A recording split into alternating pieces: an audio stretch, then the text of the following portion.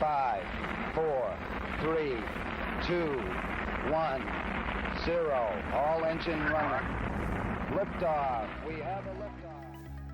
Hey, space enthusiasts. This week I'm talking to Sita Sonty, who is Boston Consulting Group's global lead for commercial space. She has also previously worked at Raytheon, Sierra Nevada, and SpaceX, besides having been a US diplomat for many years. She's one of the most interesting people I know, and I'm also very happy to have her as an advisor at my venture firm E2MC. Enjoy our conversation. My name is Raphael Rodkin, and I'm an investor and advisor to space companies. Just as a reminder, this podcast is for informational purposes only, and nothing should be taken as investment advice.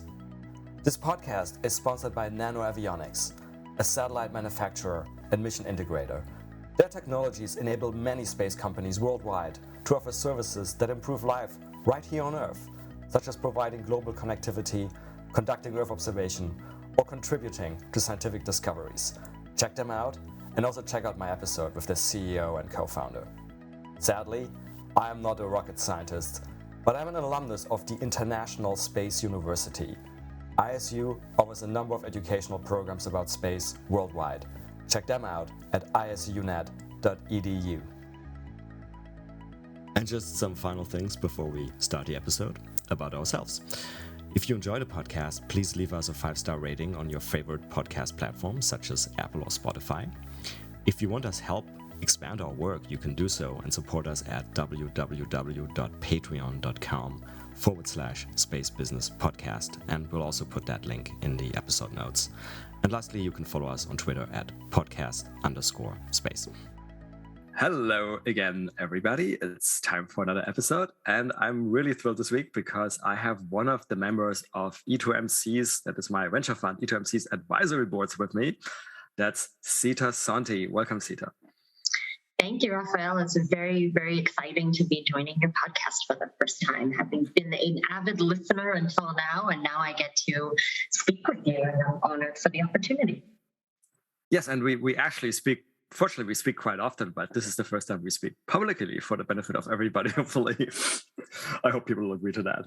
But anyway, I'm just going to start out by asking you, so just like my last guest, you may have seen the last episode, Dr. Pippa Malmgren, I said I couldn't do her bio any justice, and I'm going to say the same about you. I couldn't do your bio any justice either. So I'm going to do the same thing with you as I did with Pippa. I'm going to ask you to state your own bio. State your biography. I love that. That's a great opening salvo. This is not an interview, by the way. Yeah, exactly. It's like, well, I am. So I like to describe myself as a space enthusiast, a diplomat, and a mom. And I think you know about all three of those roles that I perform based on, as you said, a lot of the off-the-record conversations you and I have had over the last few months. And in those three roles, you know, I've been able to develop what has been non-linear and I think potentially even a geometric arc that connects those three roles over time. What do I mean by that? My original career was actually as a career diplomat with the United States Foreign Service with the State Department. I studied international relations and international economics, and I had a real interest in kind of identifying how to create kind of post-conflict stability in conflict zones. As a result of that, I ended up serving as a diplomat representing the United States in a number of Middle East locales where I don't look like what the perception of an American diplomat should look like. I spoke Arabic, which confused people even more on the other side of the proverbial table. Mm-hmm. But one of the unique facets of some of those Middle East assignments was exposure to the aerospace industry. The facet of the aerospace industry that I was exposed to and developed some knowledge base in tended to be on the kinetic or defense side of aerospace. Mm-hmm. So think fighter jets, precision guided munitions, missile defense systems, these kinds of systems which are traditionally executed by ministries of defense, either in acts of war or in prevention of war, right? Peace and security. I had an exposure to and developed a baseline level of understanding of those articles and how they play a critical role in U.S. foreign policy. And roughly what year are we talking about? Did you do this kind of work? I would say I definitely did this kind of work from the get-go in my foreign service career, starting in 2003. I was training in 2002. My first assignment was in Egypt, in Cairo, 2003, which was actually as we were concluding major combat operations in Iraq. I went from Cairo to Iraq. I was among the first batches of civilians there prior to the establishment of the U.S. Embassy there. And in fact, one of the key things that I did when I was in Iraq was setting up the operations for the first U.S. Embassy in Baghdad over 30 years. I liken that to a startup, except the stakes are much higher. The risks are much greater, including specifically the loss of human life. And the similarities are that you just don't really know what the canvas looks like. You have some resources, ample resources, if you're working for and representing the United States government, and you're given a really broad, really conceptual mission and told, or you come up with a really broad and conceptual mission and you think, all right, let's just go and run and do this thing. Right. So there's some translatable skill set there, I think. After Iraq, I ended up serving in as the policy advisor for Syria here in the United States. Similarly, engaging with aerospace and defense, understanding the ecosystem of alliances for the United States in maintaining as much security as possible in that region. And protecting our U.S. Embassy there, which actually ended up coming under attack. And so I ended up spending some time in Damascus as well. After that, went to Libya. Talk about startup number 2. We established the first U.S. Embassy there in 36 years, not too terribly distinct from Iraq in terms of operations, having resources, developing a conceptual mission that was not technology-based, it's more relationally based, but still having to apply some of those same principles of how do I go and run this? How do I do this? Whom do I trust to be my side-by-side partner in doing this? These kinds of questions and problem-solving opportunities presented themselves over time. Yeah, I can already see, like, if we ever have to set up like a humanities embassy on some planet with extremely hostile aliens, we're going to call on you, basically. That would be a tremendous honor, first of all. Second of all, I love that you brought that up, because what the space enthusiast in me is very closely paying attention to the Artemis program from NASA, is very closely paying attention to all of the commercial LEO destination parties in the space economy, because what I want them to focus on is exactly that.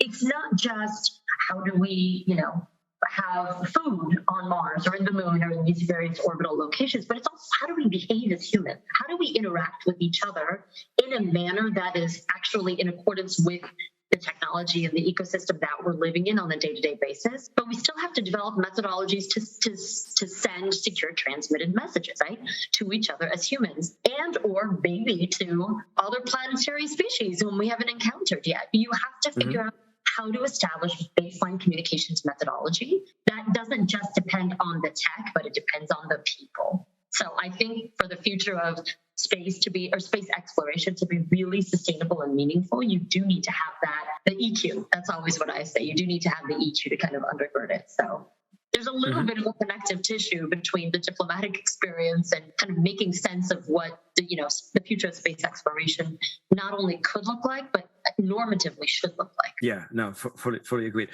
So how has that your shift from sort of being a career diplomat to going into what I understood to be the private space sector, how did that happen, and how was that experience going from the government work to the private sector?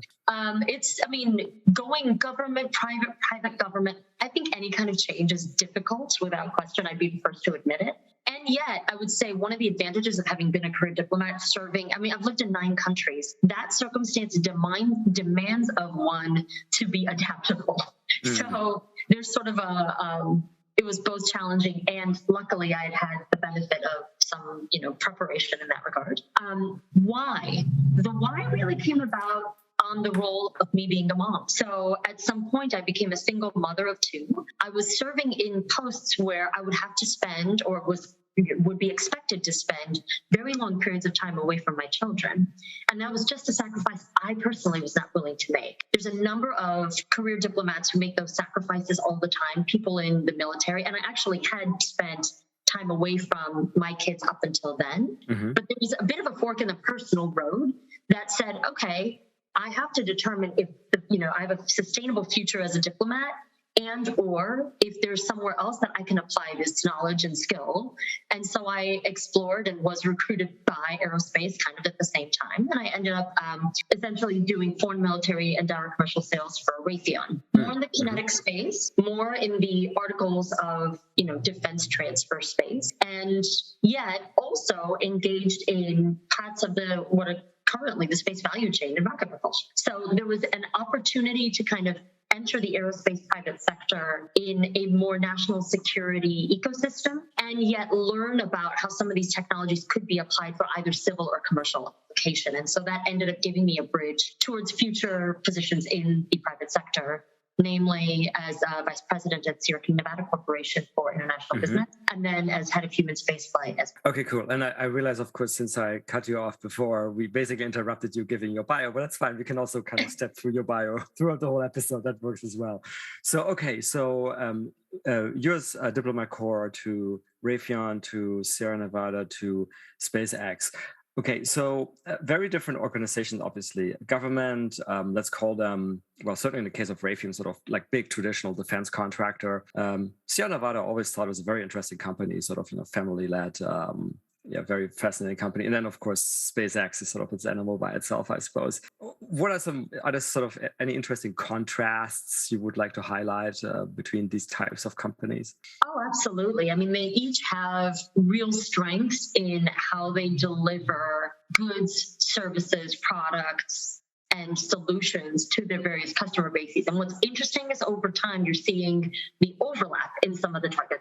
I'll start off with, I won't compare the Foreign Service, the United States government, to aerospace companies because that's a pretty big leap.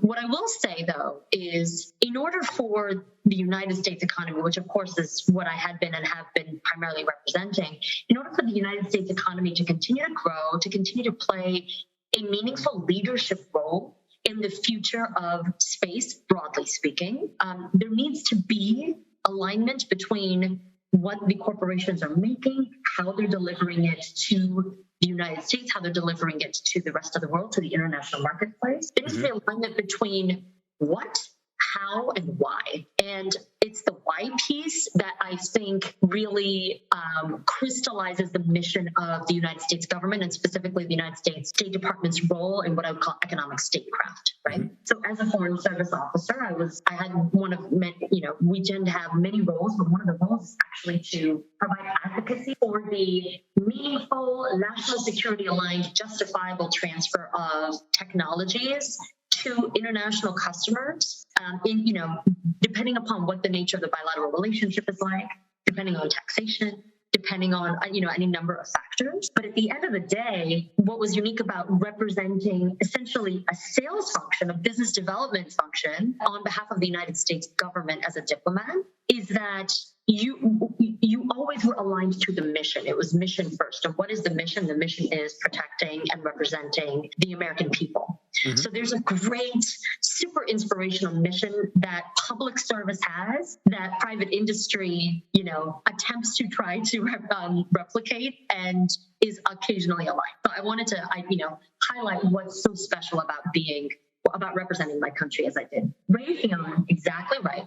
Legacy, OEM, prime defense contractor, which itself has gone through so many different incarnations over time, over the last few decades that it's existed. What I've really been inspired by, based on my experience at Raytheon, was the importance of really looking at the global landscape and understanding what the international customer, whether it's a commercial, for commercial purposes or for military purposes, what the customer's need is, and developing a bespoke solution around the customer's need. That's something that's really unique to Raytheon, and I would say is also maybe the representative of Raytheon's experience with how foreign military sales even works. Raytheon is really well experienced, even now post-merger with United Technologies Corporation. This is just part of their DNA, is to know that you have to be aligned with the U.S. government. You cannot provide the same technology to foreign warfighters as you provide to the U.S. warfighter. You just can't. Right? You have to develop what are called exportable variants in accordance with the International Trafficking in Arms Regulation, or ITAR. But as you do that, can you do it in a way that's meaningful, that still faithfully responds to and represents what the customer is looking for, right? Can you thread that needle? That's what Raytheon does exceptionally well. And I learned, I feel honored to have said I learned a lot about not just why, but the how in my time at Raytheon. Moving to Sierra Nevada Corporation, Fatih and Aaron Osman are a delight. I am so thrilled to have had a chance to grow with them and really help grow their international business in a really meaningful way. It started with, and by it, I mean my tenure there, started with and ended with really tremendous transfers of light attack aircraft, the Super Tucano aircraft, to customers as diverse as Nigeria and Lebanon. So really fascinating end customers who are prosecuting really important fights in national security that are in alignment with the U.S. government. And yet, what was really unique about the Sierra Nevada corporate culture is it is exactly as you said. It's a family. And so I also was equally familial, if you will, with my brothers and sisters who are working in the civil aerospace domain on the Dream Chaser program. And landscaping and strategizing, the potential for Dream Chaser to lift and land in any nation. What would that take? What would it take for the U.S. government, for the international community of stakeholders, of government stakeholders, to not only want to support that initiative, but to understand why? Like, that's going to fundamentally grow a commercial LEO economy, isn't it? For any space plane to lift and land from any nation. So developing that strategy was such a delight for Fatih and Aaron, and I'm so excited to see all the great work that Sierra Space, and since its spin out, which, no spoiler alert there, it's finally happened, and I'm so proud to have said I've been part of that, the ecosystem that led to that transaction occurring. So the final chapter, of course, like SpaceX, it is exactly as you would perceive. It is fast, it is agile, it is competitive, it is demanding, it is how can we beat our timelines? How can we sell this and deliver it to the customer faster? And how do we demonstrate the value proposition of having a super high failure tolerance, right?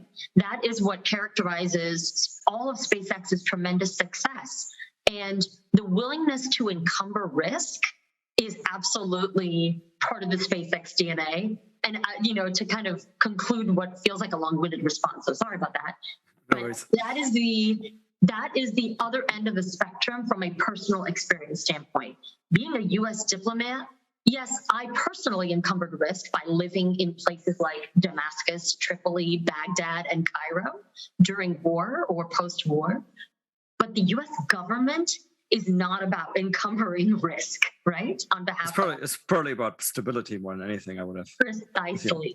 So I felt the opportunity to grow tremendously in my time at SpaceX in adapting to a completely new set of standards on failure tolerance. Now, it's interesting, the role you ended up in at SpaceX, if I heard you correctly, head of human spaceflight, right? So that really didn't have any sort of government angle anymore. Well, I guess that's not true because you're flying the astronauts, right? But it sort of seemed removed from the military stuff and everything else.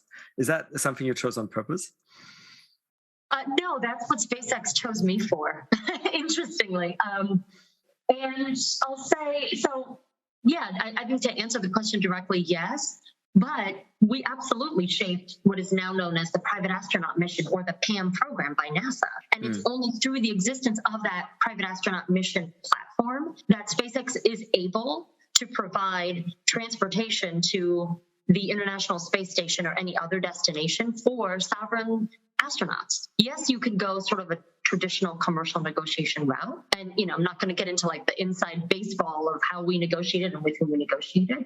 But for sure, in order to come up with a shared vision for what the future of human spaceflight required, it did involve a lot of engagement with governments. So Emirates, Saudi, Australia, ESA, JAXA, these are all my counterparts. I negotiated with all of them in my time at SpaceX and drove and moved the needle so much that, it's not going to surprise me if the fruits of my labor pay off in the next coming years and you see SpaceX transporting astronauts from all of those agencies. You'll see that coming up. You know, these are very long run strategies that really require a deft touch in navigating what your stakeholder, what your counterpart wants, and also why they want it. And they also require a lot of emotional intelligence to be able to communicate with them effectively. So there was definitely a lot of government engagement, the outputs of which you will see in the coming years. But separate to that, and I think this is also part of the question you're driving at, is, oh boy, was it fun to sell to private citizens. That was an area of real growth for me and super, super exciting. But perhaps not surprisingly, equally required a deft touch and a lot of emotional intelligence and actually empathy to be able to convince and mitigate and constantly communicate with your stakeholders to say, you're about to do the thing that everybody wants to do. We want to bring down the cost economics, the unit economics, so that this becomes more affordable over time. I'm so grateful that you're willing to be on this journey with us and be willing to be the spearhead, right? The first mover, the entry point, the commander to be able to drive that process. Those kind of conversations, you know, that was every day at SpaceX, and that was a ton of fun. Yeah, and I can sort of imagine sort of various dimensions to that, right? I guess one is just the dimension that, you know, sort of you convey to people that they're going to get the value for spending tens of millions of dollars, which even for very rich people in terms of liquid money is, let's be clear, that's a lot of liquidity to have. But I guess the other interesting question I want to ask you is, and I think you may have still been at SpaceX when we had the first sort of human flights in recent history, like, you know, Richard Branson going up and then Jeff Bezos.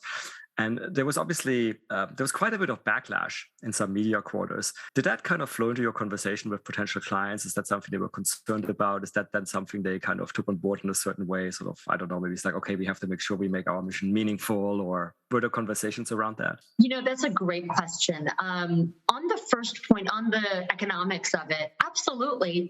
Explaining the value proposition of human spaceflight is challenging regardless of how many zeros, but you keep adding zeros and it becomes even more challenging. And so that actually gets to the second part of your question directly, which is, on some level, the value proposition is not just money. It's in fact very much about the greater value and being mission oriented. So again, full circle to my experience having served my nation for almost 18 years, I absolutely delivered that in my conversations with ultra high net worth individuals. And I said, look, being an explorer is not just about the glory, right? And yes, there will be that perception. That risk is certainly there. And as you, to your point, Raphael, you saw that play out in certain quarters in the public domain. However, that exploration intrepidness does not need to be defined by how much money you put forward.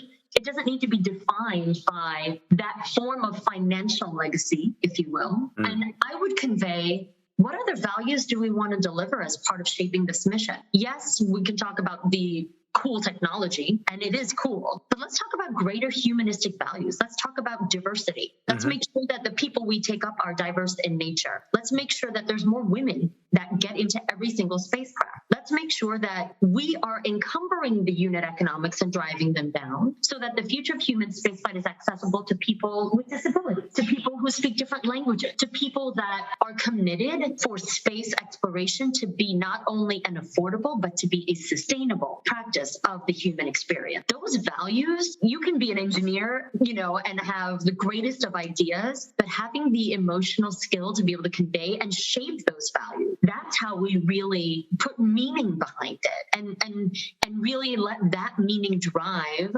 why all of the missions took place or were about to take place. Yeah, that makes a lot of sense. So what after SpaceX? I mean, how do you follow a position at SpaceX, let alone a position as head of human spaceflight? Honestly, I couldn't have gotten a better offer.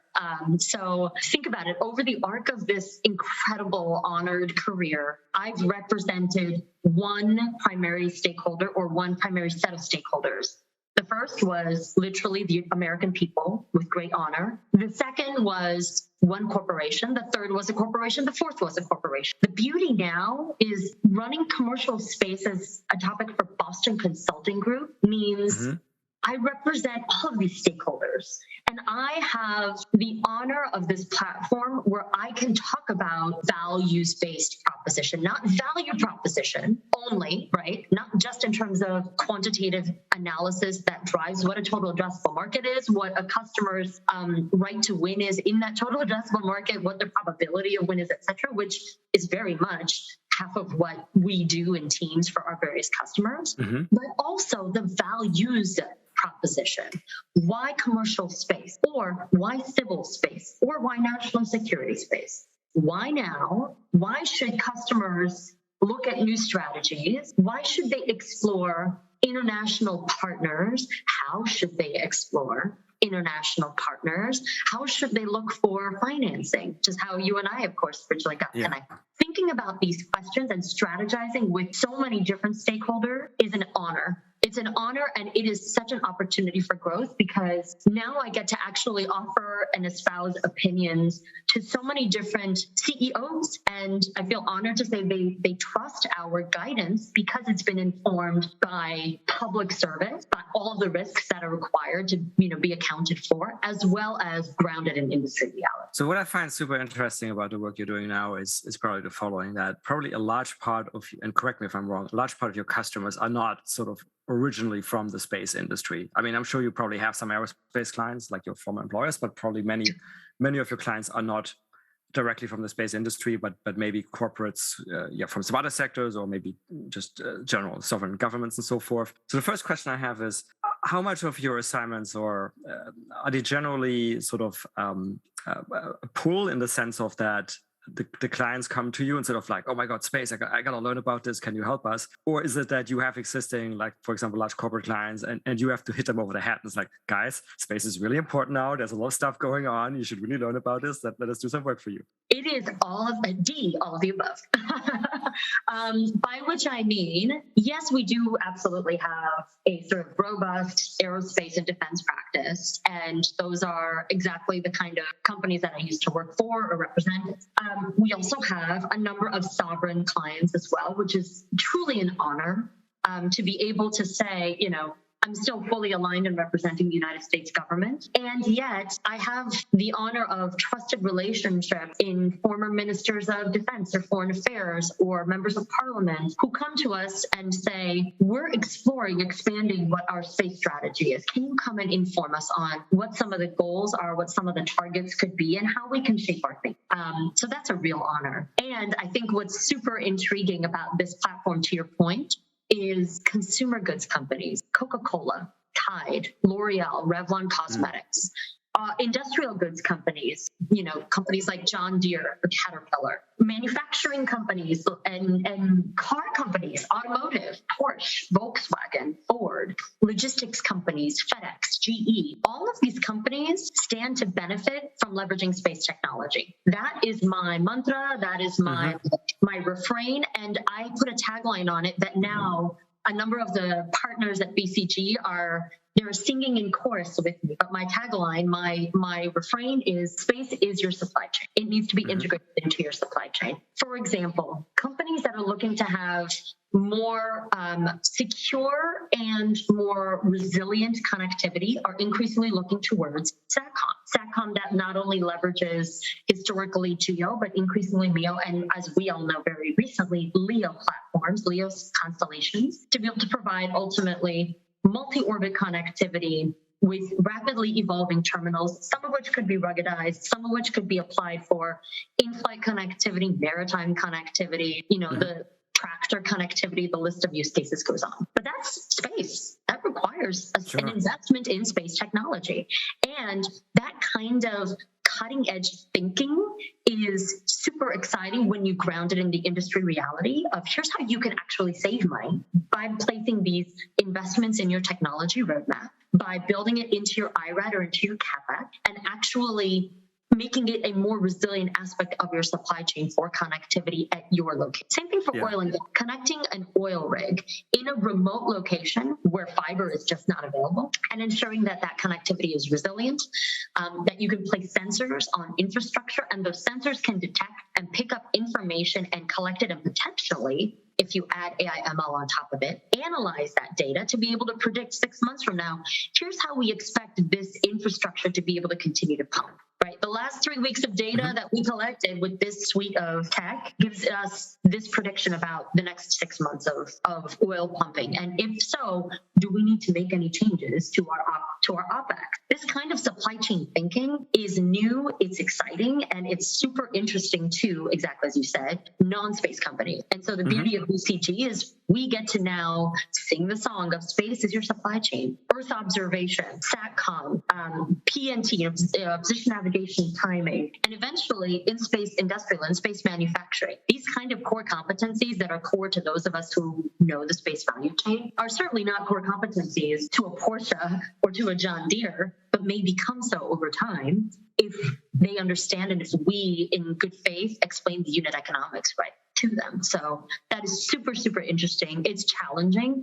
And it is also what I would call a thought greenfield exercise, right? Yes. It's like going into Libya after 36 years and being told, make friends, gain trust, identify where our interests overlap, find the financial value, calculate the return on investment, and sustain your credibility. There's a lot of similarity there, right? Yeah, I could see a similar level of skepticism. I'm sort of just mentally imagining some, I don't know, like some subdivisional manager at a big corporate who's trying to hit his monthly KPIs, and somebody shows up and talks about space, and we're like, what?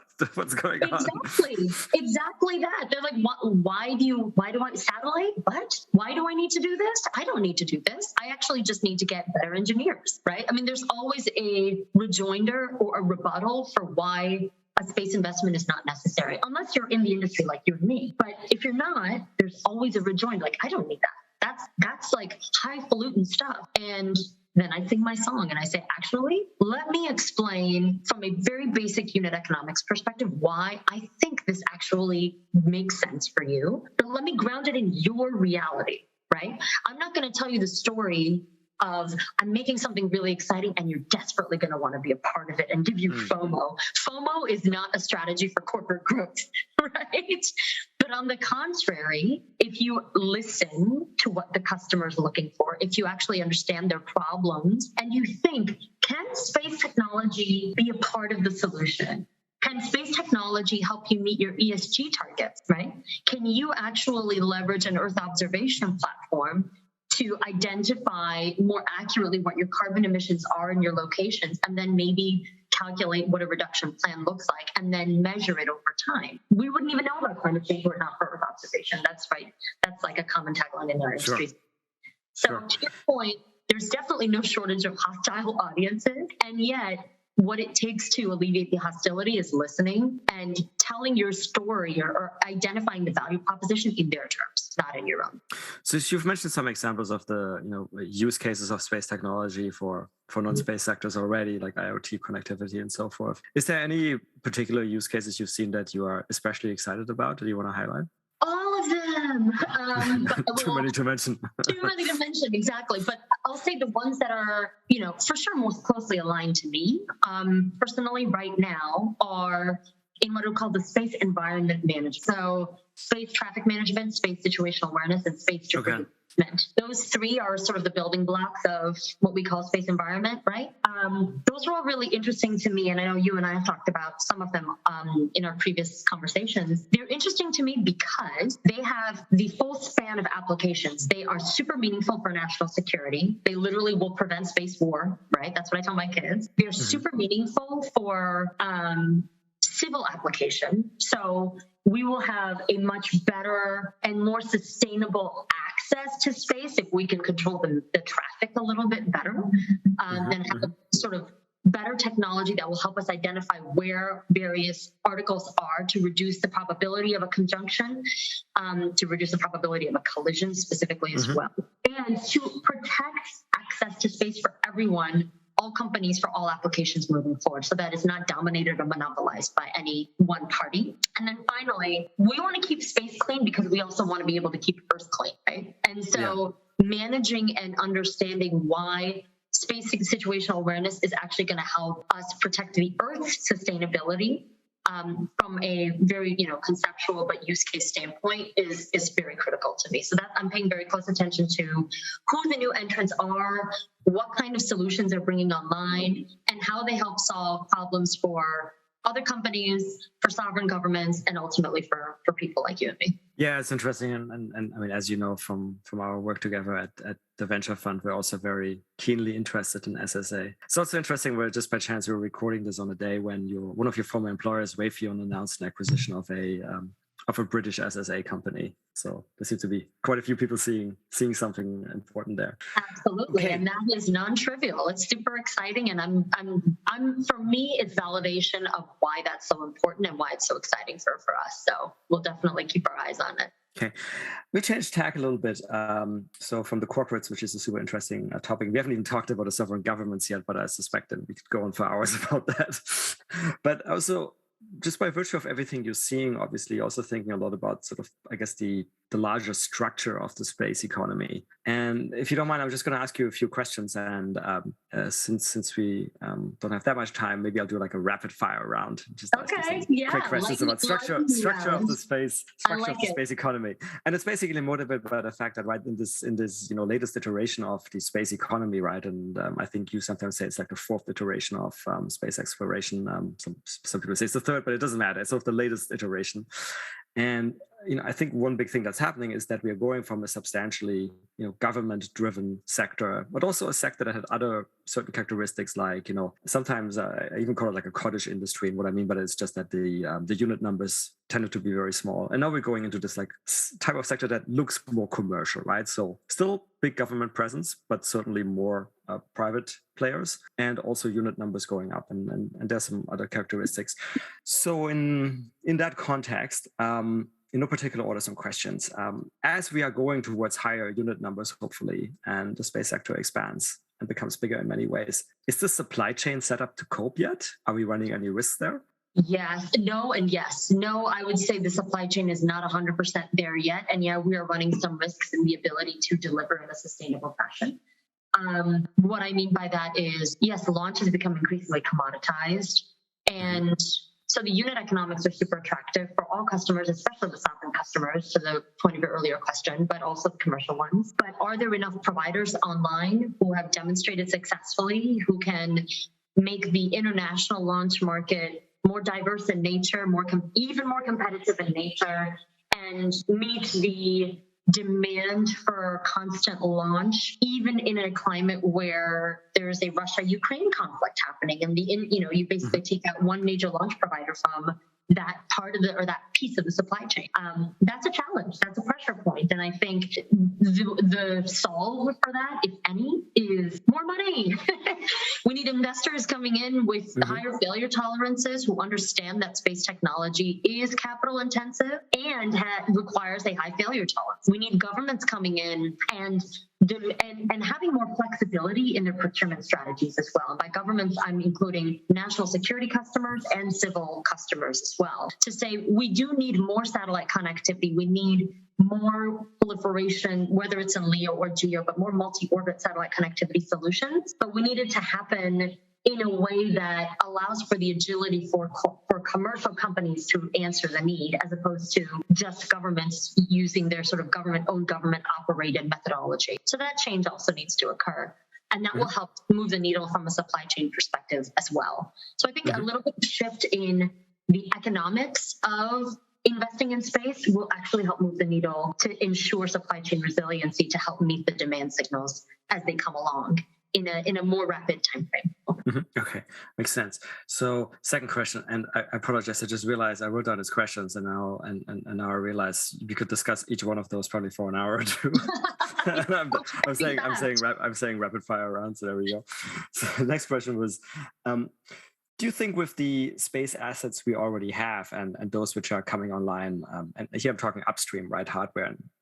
So the ones that are either already there, like launch vehicle, like satellite constellations with many sensors, like SATCOM constellations, are we getting the best use out of those, or are we running the risk here that maybe too many people want to be too vertically integrated and we may create non-optimal silos? I'm very much on the latter. I think there is, some people would say there's a trend towards vertical integration. I think it's more like there's a trend towards consolidation because only some companies are capable of vertical integration. Regardless, if it's fully vertically integrated, then yes, capabilities become siloed. And unfortunately, it doesn't allow for a lot of room for negotiation in the unit economics of the service that you're ultimately trying to provide, right? So that's not really beneficial to the customer base. I also think, to answer your question, are we using what's the space assets already in existence effectively? Are we maximizing them? No, I don't think we are. I think some examples are, not all payloads are software defined, for example. Not all payloads have that flexibility where you can literally point, position, and provide service to, whether it's SATCOM or Earth observation or what have you. Not all of them have that capability on them. Is there a potential to modify satellites that are already in orbit? Yes. You're seeing companies come online that want to do, in-service extensions. You're seeing everybody from big primes like Northrop to emerging startups like Deorbit offering and exploring these kinds of solutions that will essentially maximize or further add value to existing assets, in addition to proliferating new assets. I would also argue there's a values-based proposition for why we need to provide more life extension for existing space assets, and that's sustainability. You don't want to keep putting more stuff up in space if you can more effectively utilize the stuff that's already up there. Right. So if that is an area that investors can also pay very close attention to and foster and facilitate, that's only going to move the needle greater for us to be more successful in utilizing space tech. Yeah, agreed. Okay, third question. Workforce for the space sector. Is it a bottleneck? What can we do? It's a huge bottleneck. It is violently undiverse. There's not enough. And diversity comes in many forms. It's gender, it's race, it's nationality. But here's another interesting one that people don't often talk about. It's function. Space investors should also encourage space companies to hire talent who have capabilities other than just building, right? You need a workforce that is able to understand the use case application, not just from a technological standpoint, but also from a humanistic standpoint, as crazy as that sounds. You need, stronger economics. You need stronger value propositions that actually meet the need of the demand, as opposed to being entirely driven by the supplier and the supplier's perspective. That would help address, in fact, some of the earlier questions that you were asking, such as supply chain bottleneck. If you have better supply chain resilience focused workforce, you're going to avoid some of those problems. And so having a diversity of functions within the space industry is going to help move that needle, whether you're a startup or you're a large company that dominates. Yeah, certainly agree on the functions. And unsurprisingly, we really like people who know how to sell stuff. Well, I could sell you a car, but I would rather sell you a mission. There you go. And the last one in that rapid fire, quote unquote rapid fire round, laws and regulations. Are those appropriate, or what needs to be done? Yes, my favorite. So laws and regulations. I mean, at the end of the day, there's actually watch the space, because I plan to publish an op-ed on a very adjacent topic, which is kind of orbital slot a lot. How has it historically been established? Who have the governing bodies been? How has the governance structure been operating for the last few decades? Does it need to change? Yes. How should it change? I have some ideas that will come out, so I'm not going to spoil my next piece. But what I will say is, the fact of the matter is, there is an absolute proliferation in all orbits, but obviously the one that matters the most is low Earth orbit right now. You're going to need to take some kind of governance-based measures to ensure a sustainable access to space that impacts space traffic, it impacts space debris, it impacts space situational awareness.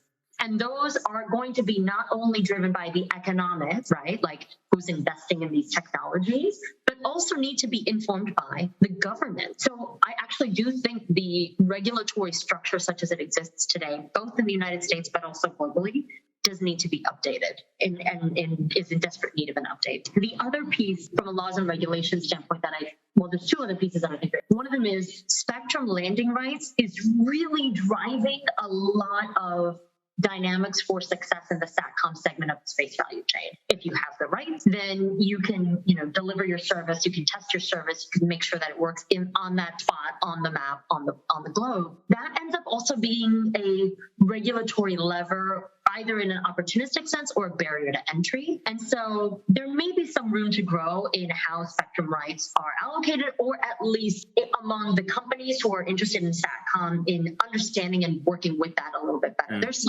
some hiccups there that are worth observing. And the final piece I was going to say on regulation is launch. I mean, I mentioned this before. This is something that I was, helping shaping the thinking for Fathi and Aaron at Sierra Nevada. And frankly, all launch companies now. There is a move towards, this desire to be able to launch and land from any launch port on any launch port on the planet. That's very much controlled by the Missile Technology Control Regime, among other statutes, laws, and regulations that control launch vehicles because of the potential dual use purpose. And so is there room to move the needle there? Probably. I certainly think that the economics may drive that. And yet the diplomat in me, the one that is absolutely committed to peace and security in me, recognizes that there are always going to be some tensions that need to be managed between why those laws and regulations exist to protect the economies, to preserve industrial growth, and ultimately to protect peace and security and serve as an ecosystem to prevent acts of nuclear warfare. I mean, that's actually the most important mission of all. And so it certainly has been for me personally. And is there room to grow? There always is. So I look forward to being and hopefully shaping some of the thinking in how that can be done in a sustainable fashion. Sure. Let's talk a little bit about the financing angle. And you sort of alluded to it a few times already, how space is financed. And you and I got to know each other originally because you published that article on SPACs, as you mentioned. And we're going to put that in the show notes because I think it's a great article. So let me ask you a very open-ended question. Do you think we're financing space in the correct, quote-unquote, correct way right now? No. So that was a loaded question. That's loaded, exactly. I was like, how do I diplomatically respond? I think the fact that there are new vehicles for space investment or space financing is good. I think that governments are looking through new methodologies to finance space technology is good. I think that the fact that there are still the mixture of venture capital, private equity, sovereign clients, and traditional stock market clients all engaged in various methodologies to finance the development of space technology, that's all good. So keep that coming. Let there be new vehicles inside. What you and I talked about, one of the premises in the SPAC article that you mentioned is the investor class, regardless of where they're coming from, just needs to be more and more aware of the failure tolerance and the timeframes associated with space technology development. And if that's not complementary, let's be careful in how we set up structures for space investing that doesn't actually drive to space technology failure, right? We don't want to invest and then redeem and then see a company implode, so there needs to be some kind of guardrails, I think, not a regulatory guardrail. There just needs to be some greater sort of financial thinking about how investments should be an enabler, an enabling function, or continue to be an enabling function, but not a driver behind the implosion of an emerging space startup, for example. The one sort of sub bullet I would put in there really pertains to governments. As I said, you're seeing governments think about how they invest and how they procure space technology in new and different ways, which is great. There's always room for more agility. There's always room for more flexibility in really arcane bureaucratic regulation, whether it comes down to accounting and milestones and, cash flow positivity, fixed fee, cost plus versus variable rates. As long as those kinds of more flexible methodologies are being explored and deployed, that's also going to enable the coming online of great space technologies. The final thing that I would love to see more of is values-based investment. Let's actually invest in space sustainability as a value. Let's say that that's why we're in this business, and then identify which companies are going to deliver the greatest return on investment within that value. Let's do a values proposition and then the value proposition. That's my soapbox. Yeah, understood. I'm gonna cut this discussion here because we could go on for such a long time just about the financing part. But let's leave that for another time. I wanted to also ask you, because one thing I didn't even expect to talk about today, but I'm so happy you brought it up, is when you were mentioning one of your roles being a mom, and that's super interesting. So I wanted to make sure we get that in. So kids and space. I mean, what is important? How do you handle that? Is that only about inspiring them to get a STEM education, or I suspect there's something more there as well, right? What a lovely. First of all, thank you for reflecting that back, because it is as I say, my first job and my most important one. And also what a lovely way to frame it, because it is about more than inspiration and STEM education. I think kids are naturally inspired by space, so that's a lever. That's something that we can continue to foster, whether they're in our own children or anybody else's. We should foster. It should actually attract lots of investment and scholarships and money from people with ultra high net worth. STEM education for sure. But here's how I will ground it in a personal reality. This is probably like the final thing that I'll say, because I want to leave on what will feel like a spiritual note. Mm-hmm. I bring spirituality into my conversations with my kids about space. I think about a quote that I won't replicate the quote, but I'll replicate the sentiment from Martin Luther King. And it's something about how he described faith. And faith is going up a staircase in the clouds where you can't see what's up above you and you can't see what's behind you anymore. It is being in a position where you have faith that your trajectory, your mission, your purpose, you can't see it. And there may be times when it's so foggy that you think you're going to fall off and you just don't know where you're going. So there's a very spiritual premise there, right? But faith is what keeps you going nonetheless, right? That's how I ground out my sort of reality as a mom and someone that participates in this incredibly exciting facet of human development. Is space is a great way to automatically inspire kids, but you can also say it's a great way to address your own fears, right? Look at how much people have been, as a species, able to conquer our fears, and look at what we've done. Look literally how far we've gone, to the moon and beyond, right? That requires a level of faith and spirituality that I would argue kids have access to even greater than we do as adults. And so those are the conversations that I have with my kids that make me excited to return to this mission every single day. Yeah, no, I agree. There's just so many elements of space which are great for kids, right? It's the inspiration, but it's like it's the perseverance, it's the faith, it's the sense of exploration, it's the sense of curiosity, right? Exactly. Of course, I suspect you and I are biased, but yeah, but you know what? So are kids, and so we should behave more like them in that respect. So that's a good thing. Good. There were so many more things I wanted to ask you, but we are running out of time. So I'm just going to ask you: is there any sort of parting thoughts you want to leave with us? Parting thoughts.